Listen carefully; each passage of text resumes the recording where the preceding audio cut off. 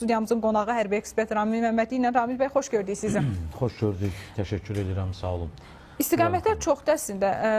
NATO-ya üzvlük məsələsi də var, digər məsələlər də var. Mən ilk olaraq başlamaq istəyirəm Krımda keçirilən təlimlər məsələsi. Öncə Koreyadan döyüşçülər gətirdi Rusiya. Kadr çatışmazlığı məsələsi əslində uzun müddətdir. Elə müharibə başlayıb bir ildən sonra biz Rusiyada həmin bu çətinliyi çəkdiyini şahid olduq. Yəni bu istiqamətdə addımlar atdı. İndi də Ukraynadan belə xəbər gəlir ki, dünyanı gəzərək özünə əskərlər yığır və döyüşçülərə indi təlimlər keçir. Yeni bir hücum istiqamətləri mi var? Yəni Rusiya nəyi planlayır? Əvvəlcə onu qeyd eləmək lazımdır ki, bu informasiya müharibəsi təbiidir. Həm Rusiya tərəfdə Ukrayna ilə bağlı kütləvi muzlardan kütləvi istifadə olunmasına dair informasiyalar verilir. Yəni həm döyüş meydanında, həm digər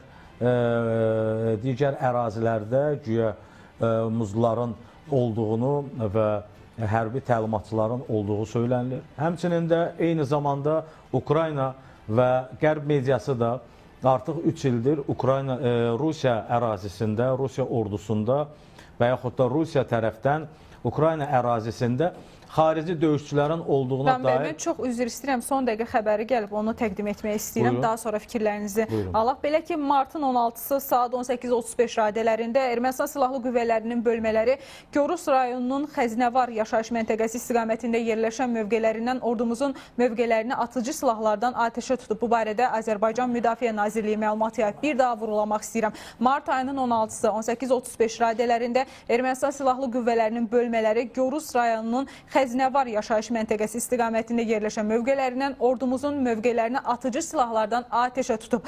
Ramil bəy, dəyərləndirmənizi bu yöndə almaq istəyirəm. Biz bir qədər istiqaməti dəyişirik. Bugün artıq ikinci xəbər gəldi mövqələrimizin atəşə tutulması ilə bağlı. Paralel sülhdən danışırıq. Sülh mətninin artıq belə deyək, tamamlanmasından danışırıq. Razılıq əldə olunub deyil. Amma görünür ki, bir neçə gün öncə elə Kalibrın apreldə yeni müharibə hazırlığı ilə bağlı Ermənistanın faktları ortaya qoyması məsələsi artıq gerçəkdir. Necə dəyərləndirirsiniz?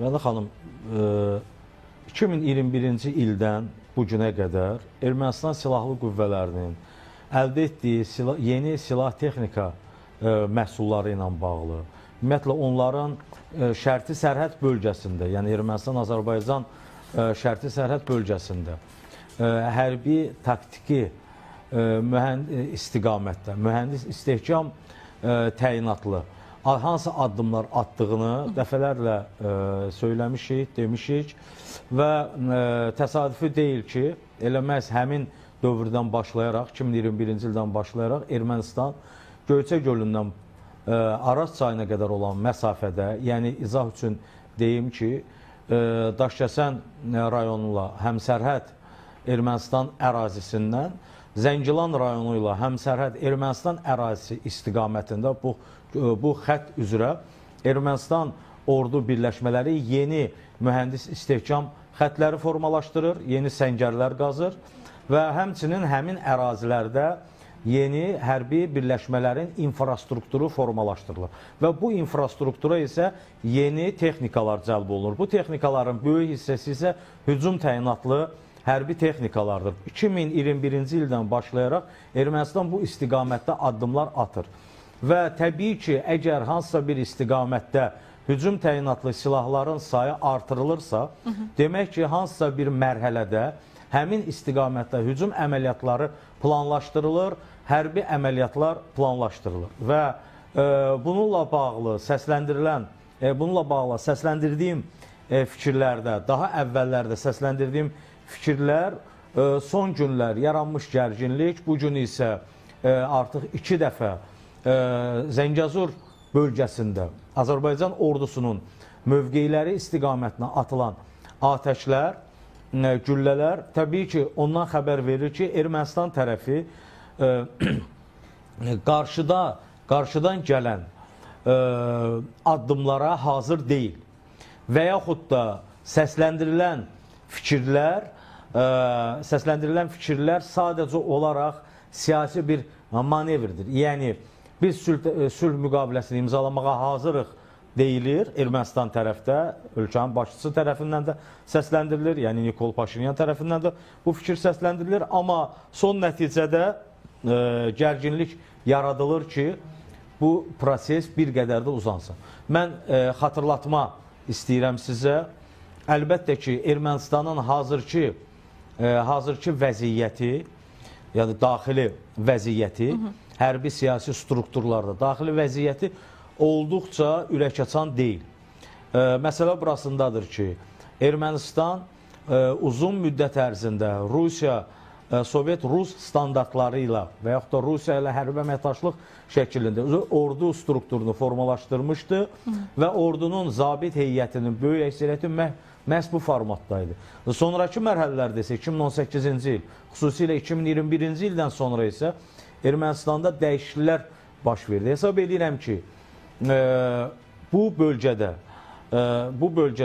yeni bu gərginliyin yaradılmasında məhz digər bölgənin, yəni Qərbin xüsusi marağı var. Mən bunu əsaslandırmağa da çalışacağam. Qərbin xüsusi marağı var.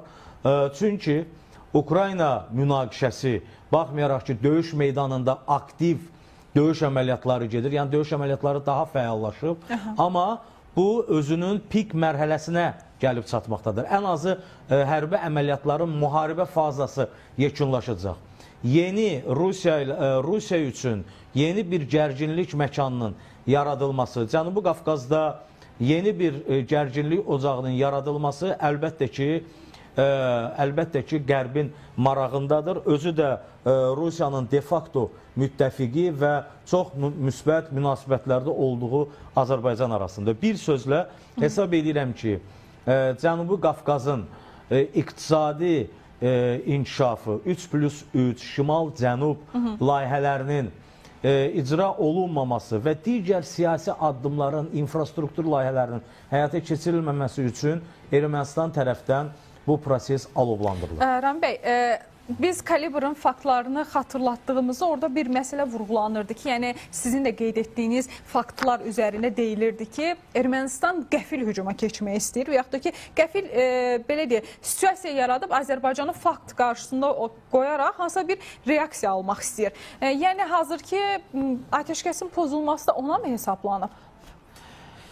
Birincisi, qəfil hücum deyilən bir anlayış yoxdur. Qəfil hücumdan əvvəl həmin istiqamətdə kütləvi şəkildə hərbi strukturların formalaşdırılması işləri həyata keçirilir. Ermənistan hazırda onu həyata keçirir mi? Necə ki, mən biraz əvvəl bunları sadaladım. Yəni, yeni hərbi hissələrin tikilməsi, texnikaların olması, əks həmlə və yaxud da hücum əməliyyatlarının hazırlanması üçün istehkam xəttinin ona uyğun formalaşdırılması və s. Yəni, Azərbaycan tərəfi onu görür, ona görə də artıq neçə müddətdir ki, bununla bağlı həyəcan təbili çalır. Amma məsələ burasındadır ki, Ermənistan yaxşı bilir ki, bu hərəkət, bu addım son nəticədə hansı vəziyyətə gətirib çıxarda bilər. Bu baxımdan düşünürəm ki, Ermənistanın fakt qarşısında qoyulub... Yəni, Azərbaycan belə deyək, hücumun qarşısında bir reaksiya verə bilərmi? Ermənistanın məqsədi budur, istəyi budur. Azərbaycan buna gedəcəkmi? Bilirsiniz, burada artıq müzakirə mövzusu deyil. Yəni, nə müzakirə mövzusu deyil? Əgər qarşı tərəf, yəni Ermənistan, Azərbaycan ərazisinə hücum edəcəksə, deyək ki, belə bir əməliyyat olacaqsa, Azərbaycan o hücumun qarşısını almaqla yanaşı, həm də həmin o Ermənistan ordusunun o mövqeylərini sıradan çıxartmaq və irəliləmək üçün lazımi tədbirlər həyata keçirtməlidir. Yəni, belə deyək, o tərəfdən daş atacaq, biz də bu tərəfdən daş atacaq prinsipi artıq Azərbaycan, yəni 80-ci illərin sonu deyil, 88-87-ci il deyil. Bu baxımdan Ermənistan da bunu yaxşı anlayır. Amma belə görünür ki, Ermənistan fakt qarşısında qoyulub və Avropa Şurasının sözdə müşahidə komissiyası, monitoring komissiyası ona görə bu müddət ərzində orada gücləndirilib.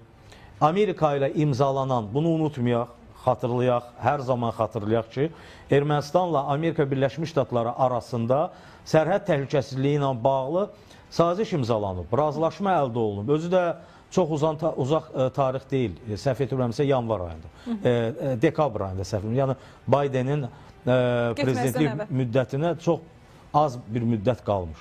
imzalanıb və həmin əraziyə Amerikalı hərbiçi təlimatçılar da cəlb olunub. Bir sözlə məqsəd odur ki, onlar kömək edirlər hazırda Ermənistana. Hər birinin özünün təyinatı var. Monitoring komissiyasının, Avropa Şurasının, Avropa İttifaqının daha doğrusu missiyası Azərbaycan tərəfini günahkar bilmək, günahkar bir formada təqdim etmək ki, güya Azərbaycan tərəfi atəşkəsi pozur və yaxud da sərhəddə təxribat yaradır. Çünki bilirik ki, Qərbin media resursları, təbliğat resursları olduqca güclüdür və dünyanın böyük bir hissəsi onlara inanır. Mən bunu uzun-uzadı sadalamaq istəmirəm. İkinci məsələ isə əlbəttə ki, Amerikalı hərbi təlimatçıların həmin bölgədə olması və həmin bölgədə lazımı Azərbaycana qarşı lazımı tədbirlərin həyata keçirilməsi Ermənistan tərəfdən, Ermənistan ordusunun Ermənistan ordusu üçün müəyyən tapşırıqların verilməsi. Hər şeyi öz adı ilə adlandırmaq lazımdır, səsləndirmək lazımdır. 2021-ci il noyabr ayının 10-unda işğalçı bir dövləti Azərbaycan, yəni Azərbaycan ərazilərini 3-10 illikdə Azərbaycan ərazilərini 30 ilə yaxın bir müddətdə işğal etmiş Ermənistanı məğlub edir, öz ərazilərini işğaldan azad edir. Sonra buna baxmayaraq erməni sakinlərə yaşamaq hüququ, vətəndaşlıq hüququnu tanıyır. Bu təklifi irəli sürür 2023-cü ilə qədər. Bu hüququ tanıyır. Lakin qısa müddət sonra, bir neçə ay sonra, təsəvvür edirsinizmi? Bir neçə ay sonra Ermənistan Qərbin təlimatı ilə Hindistanla böyük bir miqyasda hərbi texniki vasitələrin satın alınması ilə bağlı müqavilə imzalayır. Biz yaxşı bilirik ki, Afrika təcrübəsində Fransa hansı metodlardan istifadə edirdi? Hindistandan Ermənistan üçün alınan silahların bir hissəsinin pulunu məhz Fransa verir, Fransa ödəyir.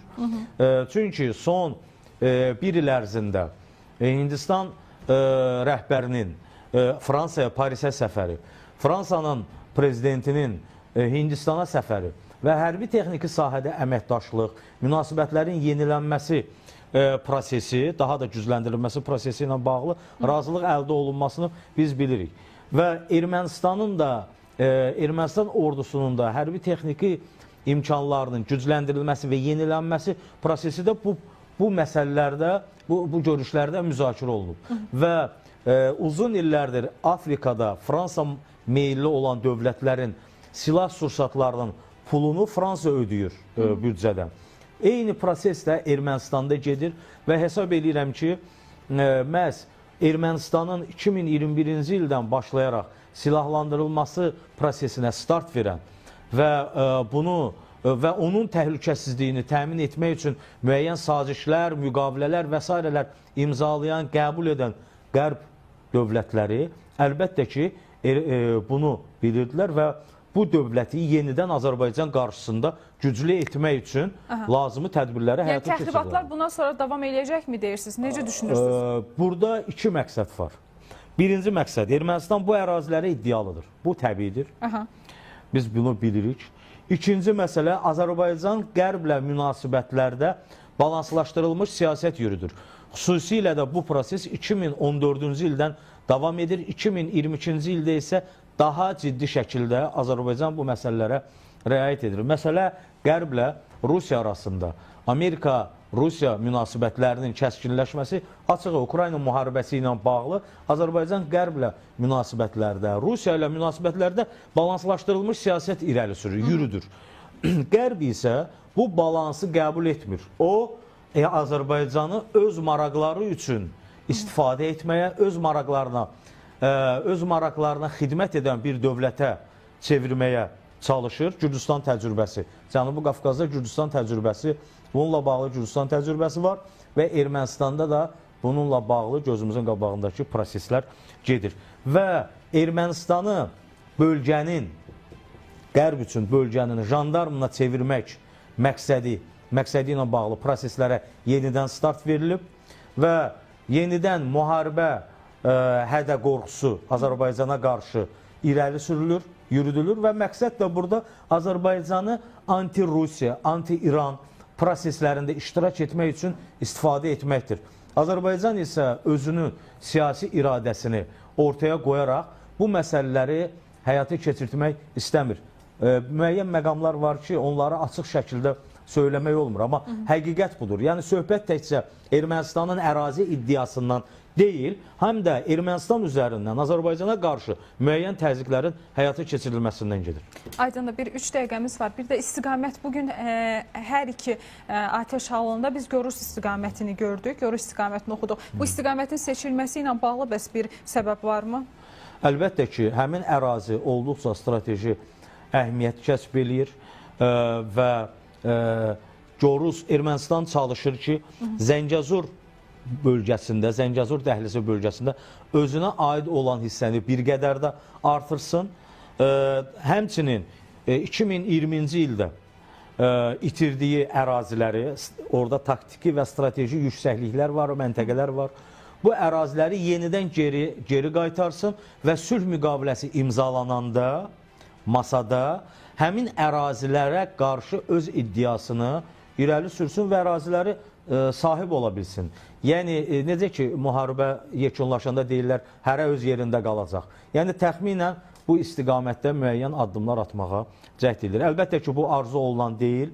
Azərbaycan əlbəttə ki, buna imkan verməyəcək və Cənubi Qafqazda sülh və sabitliyin bərqərar olunmasını istəyən ölkələr də bu prosesdə rol alacaqlar, iştirak edəcəklər və kənar qüvvələrin Ermənistan üzərindən həm ərazi iddiası, həm də Azərbaycana qarşı təzyiqləri irəli sürmək cəhdlərinin qarşısı alınacaq. Çox sağ olun, Rami bəy. Təşəkkür edirik. Önəmli dəyərləndirmələriniz üçün minnətdarıq. Qeyd edək ki, bir daha vurğulamaq yerinə düşərdi. Mövqelərimiz yenidən atəşə tutulub və bugün ərzində 2 dəfə biz atəşin həyata keçirildiyini gördük. Müzakirə etdik bu istiqaməti. Səbəb nədir? Bundan sonra təxribatlar davam edəcəkmi? Bir qədər də kalibrın aprel ayındakı yeni hücumla bağlı faktları vardı. Onları xatırlatdıq və təhlilləri həyata keçirdik. Digər bir xəbərimiz var. Onu da təqdim etmək istəyirik.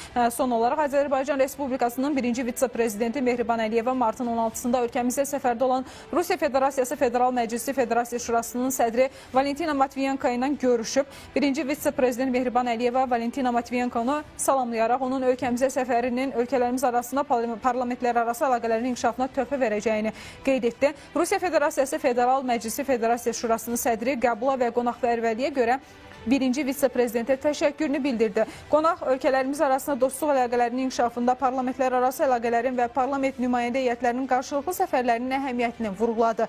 Görüşdə Azərbaycanla Rusiya arasında münasibətlərin strateji müttəfiqlik xarakteri daşıdığı qeyd olunaraq iki tərəfli mədəni humanitar əməkdaşlıq məsələlərinə dair fikir mübadiləsi də aparıldı. Bir daha vurğulayaq ki, gündəmdə dünyada və ölkədə baş verən prosesləri təhlil etdik. Bir çox istiqamətlərdə müzakirələrimiz oldu. Gündəmin müzakirəsini isə bugünlük burada tamamlayırıq. Sağ olun, salamat qalın.